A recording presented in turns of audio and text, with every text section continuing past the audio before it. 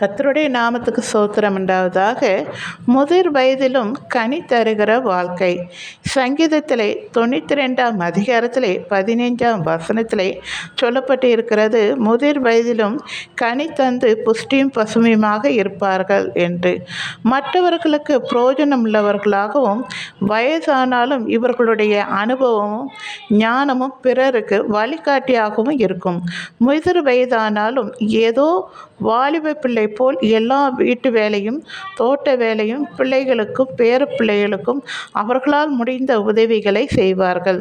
நல்ல பழக்க வழக்கங்களை கடவுளுடைய வார்த்தைகளை சொல்லி கொடுப்பார்கள். ஆலயத்துக்கு முதல் ஆளாய் போய் ஆலய பணிகளை செய்வார்கள். ஜெப கூட்டத்துக்கு போவதும் தாய்மார் கூட்டத்துக்கு கலந்து கொள்வதும் பரிசுத்த வேத வசனங்களை வாசித்து அதிலிருந்து கேள்வி பதிலை கண்டுபிடிப்பதும், ஒரு சிலர் ஊழியத்திலும் ஜெப வீராங்கனியாயும் தீர்க்கதரிசிகளாகவும் தேவனுக்கும் மற்றவர்களுக்கும் கனி தருகிற வாழ்க்கை வாழ்வார்கள்.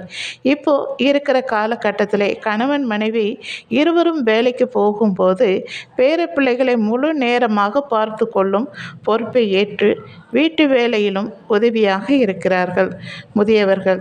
இதுதாங்க முதிர் வயதிலும் கனி தருகிற வாழ்க்கை. சரிங்களா? தேங்க்யூ.